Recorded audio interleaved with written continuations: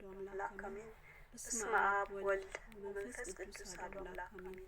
በስመ አብ ወልድ ወመንፈስ ቅዱስ አሐዱ አምላክ አሜን። ሰላም ሰላም ለእናንተ ይሁን ውድ የቻናሌ ቤተሰቦች እንደምን አላችሁ? ናለው እግዚአብሔር ይመስገን። እግዚአብሔር ሰላም ከሁላችንም ጋር ይሁን። ለቤት አዲስ የሆናችሁ ቤተሰብ አያድርጉኝ።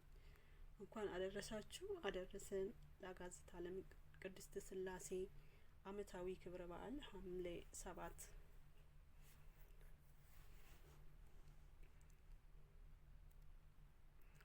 አባታችሁ አብርሃም ቅንን ያይ ዘንድ ተመኘ፣ አየም ደስም አለው። ዮሐንስ ወንጌል 8 ከቁጥር 56 የሐምሌ ሥላሴ ትምህርት። ዛሬ አባታችሁ ቅዱስ አብርሃም በመምህሬ የአድባር ዛፍ ስር የሥላሴ በድንኳኑ ያስተናገዱበት የዘላለም የምስራች የሆነ የይስሐቅ መወለድ የሰማበት እና አማናዊን የክርስቶስ የማዳን ቀን በምስጢር ተመልክቶ ሐሴት ያደረገበት ታላቅ ዕለት ነው። ይህ በዓል እግዚአብሔር ለአብርሃም የሰጠው የተስፋ ቃል ጥላነት አልፎ አማናዊ ብርሃን የተገለጠበት የብሉይና የሐዲስ ኪዳን መገናኛ ድልድይ፣ የቅዱሳን አባቶች የናፍቆታቸው ማረፊያና የምስጢረ ሥጋዌ ፍጻሜ የሚታይበት ታላቅ ዕለት ነው። አባታችሁ አብርሃም ቅንን ያይ ዘንድ ተመኘ፣ አየም ደስም አለው። ዮሐንስ ወንጌል 8 ከቁጥር 56 የክብር ባለቤት ጌታችን መድኃኒታችን ኢየሱስ ክርስቶስ በምድር ላይ በሥጋ ተገልጦ ማዳኑን በሚያስተምርበት ዘመን በትዕቢትና በሥጋዊ የዘር ሐረግ ብቻ ለሚመኩ ለአይሁድ የተናገረው ይህ ቃል የብሉይና የሐዲስ ኪዳን መገናኛ ድልድይ፣ የቅዱሳን አባቶች የናፍቆታቸው ማረፊያና የምስጢረ ሥጋ ፍጻሜ የሚታይበት ጥልቅ ባህር ነው። ሊቃውንተ ቤተ ክርስቲያን የዚህን ሰማያዊ ቃል ምስጢር በሰፊው በተመስጦ ሲተረጎሙት አብርሃም ሊያይ የናፈቀው ቀን እና አይቶ ሐሴት ያደረገበት ምስጢር ከኦሪት እስከ ወንጌል በዝርዝር ተሰናስሎ እና ተዋሂዶ ይታያል። አብርሃም ሊያየው የናፈቀው የተመኘው ቀን ተራ የዕለት አውድም ወይም የፀሐይ መውጫና መግቢያ ቀን አይደለም። እርሱ የተመኘው የእግዚአብሔር የመገለጡ ቀን፣ ይኸውም የተቀደሰው የሐዲስ ኪዳን ዘመን ነው። አብርሃም ከልዑል እግዚአብሔር ጋር በደመና በራእይ ሲነጋገር በመለኮት ሰብአዊ ባህሪን ለብሶ ፍጹም አምላክ ፍጹም ሰው ሆኖ ዓለምን ከዲያብሎስ ባርነት የሚያድንበት ያንን የጸጋ የፍቅር ቀን ለማየት በብርቱ ይመኝ ነበር። እግዚአብሔር ለአብርሃም በዘሬ የምድር አሕዛብ ሁሉ ይባረካሉ፣ ኦሪት ዘፍጥረት 22 ከቁጥር 18 ብሎ የሰጠው የተስፋ ቃል የሚፈጸምበትን ያ በረከት ለዓለም የሚታደልበት ዕለት ለማየት በናፍቆት ይጠባበቅ ነበርና ይህ ቀን ነቢያትን ጻድቃንን ሊያዩት ተመኝተው ሳዩት ያልፉት፣ ነገር ግን በሐዲስ ኪዳን ለሐዋርያት የተገለጠው አማናዊ የክርስቶስ ዘመን ነው። አብርሃም የክርስቶስ ቀን ያየው በሥጋ ዓይን ብቻ ሳይሆን በምስጢር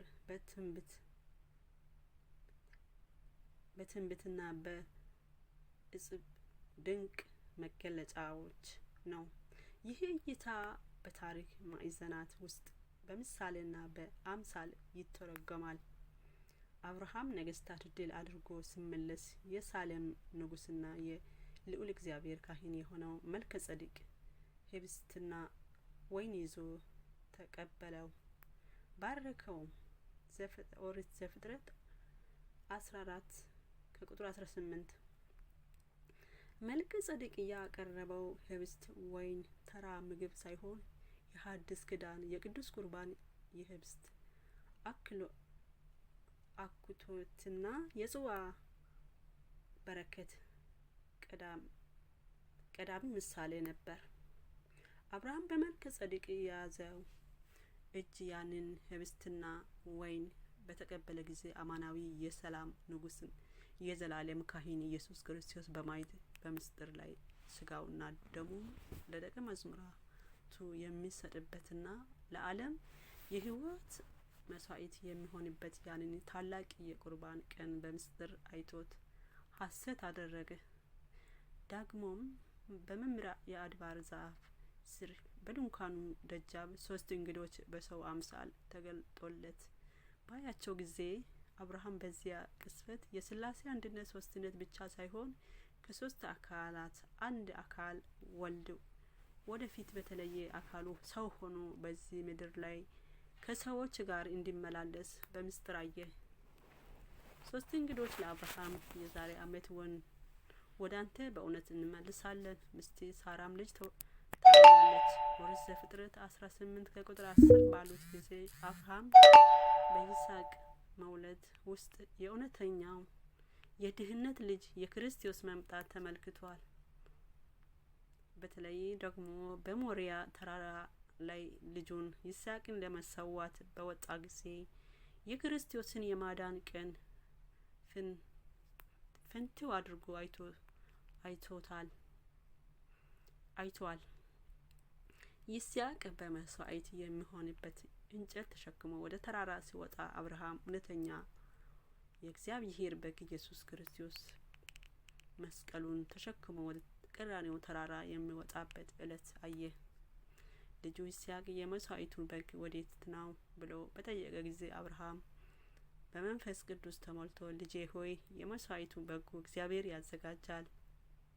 ኦሪት ዘፍጥረት 22 ከቁጥር 8 አለው።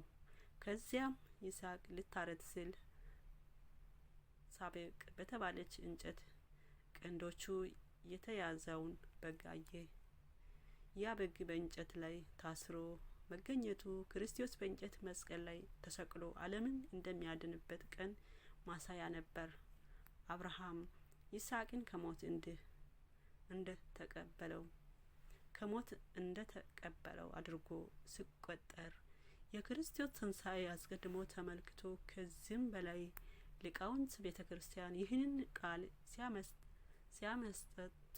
ሲያመስጠሩ አብርሃም በስጋ ካረፈ በኋላ ነፍሱ በሲኦል ወይም በወንጌል የአብርሃም እቅፍ ተብሎ በሚጠራው የጻድቃን ማረፊያ ሆና የክርስቶስ መምጣት ተጠባብቅ ነበር።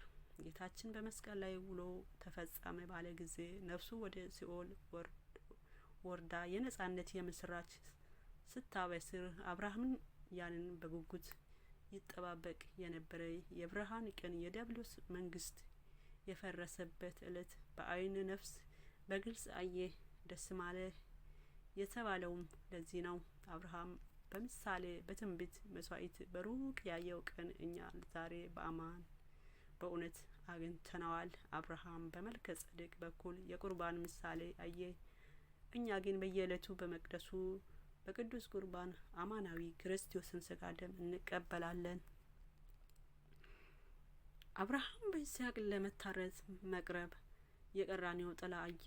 እኛ ግን ከቀራንዮ የፈሰሰውን የማዳን ጸጋ ለብሰን የልጅነት ክብር አግኝተናል። ፈጣሪያችን ያላደረገልን ቸርነት የለም።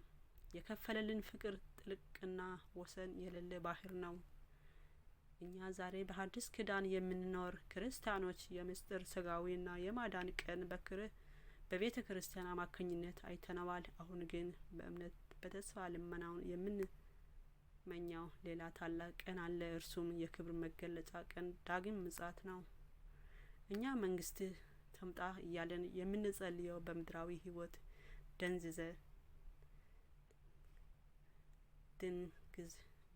በኃጢአትና በመከራ መጋረጃ ተሸፍነን ለመኖር አይደለም። እምነታችን ወደ ማየት ተስፋችን ወደ መጨበጥ የሚቀርብበት ያ ዘላቂ ቀን እንናፍቃለን። ቅዱሳን ሊቃውንት እንደሚያስተምሩት አሁን የምንኖርበት ዓለም በትዕግስትና በእምነት የምንጓዝበት የሌሊት ያህል ነው። ነገር ግን ወደፊት ፊት ለፊት የሚያበራው መለኮታዊ ፊቱ እያየን የምንኖርበት የምስጢር ቀን ይመጣል። ሐዋርያው ቅዱስ ጳውሎስ ዛሬስ በመስዋዕት በድንግዝግዝ እንደምናይ ነን፣ በዚያ ጊዜ ግን ፊት ለፊት እናያለን። አንደኛ ቆሮንቶስ 13 ቁጥር 12 እንዳለ ዛሬ በምስጢር እና በቅዱሳን መጻሕፍት የምናውቀው አምላክ ያንን ቀን ግን ያለ መጋረጃ ፊት ለፊት እንመለከተዋለን። በቅድስት ኢየሩሳሌም ሰማያዊት ውስጥ ፀሐይና ጨረቃ አያስፈልጉንም፣ ምክንያቱም እግዚአብሔር ክብር ያበራላታልና መብራቷም በጎ ነው። ራእየ ዮሐንስ 21 ከቁጥር 23 ተብሎ እንደተጻፈ በዚያች ቀን የጸጋ አምላክ ፊቱ ይገለጣልና ባሪያዎቹም ያመልኩታል፣ ፊቱም ያያሉ። ራእይ 12 ከቁጥር 4 አባታችን አብርሃም ገና ሳይፈጸም በሩቅ አይቶ ካደነቀና ሐሰት ካደረገ እኛ ዛሬ የማዳኑን በረከት ቀምሰን የሰማያዊውን መንግስት አዝመራ እየተጠባበቀን ፊት ለፊት የሚበራ የእግዚአብሔር ፊት ለማየት ያለን ጉጉትና መናፈቅ ምንኛ መታደል ነው።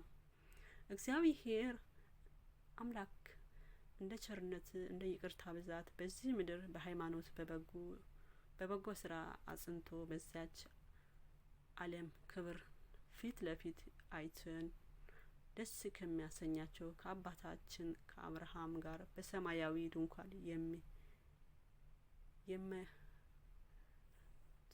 የሚያርፉት ቅዱሳን ወገኖች ጋር ይደምረን። ወስብሐት ለእግዚአብሔር ወለወላዲቱ ድንግል ወለመስቀሉ ክብር አሜን። ለግሪክ ሰዎችና ላልተማሩ ለጥበበኞች ለማያስተውሉም እዳለብኝ በወንጌል አላፍርምና አስቀድሞ ለአይሁዳዊ ደግሞም ለግሪክ ሰው ለሚያምኑ ሁሉ የእግዚአብሔር ኃይል ለማዳን ጻድቅ በእምነት ይኖራል ተብሎ እንደ ተጻፈ የእግዚአብሔር ጽድቅ ከእምነት ወደ እምነት በእርሱ ይገለጣል። ሮሜ መልእክት 1 ከቁጥር 14 እግዚአብሔር ሆይ የምሳን ነገር የለምና የራቀ አቅርቤ የረቀቀ አጉልተ እየሰማ ነው ካለው መርዶ ሰቀቀን እረፍተ ስጋ እረፍተ ነፍስ አታንሳን። ጸልዩ በእንተ ሰላም ስለ ሰላም እንጸልይ፣ ስለ ቅድስት ቤተ ክርስቲያን እንጸልይ፣ በጭንቅ በመከራ ስላሉ እንጸልይ፣ በረሃብ በስደት ስላሉ እንጸልይ፣ በጽኑ ሕመም ተይዞ ለሚሰቃዩት እንጸልይ፣ ስለ ሃይማኖት መሪዎች አባቶቻችን እንጸልይ፣ ስለ ሀገር መሪ እንጸልይ።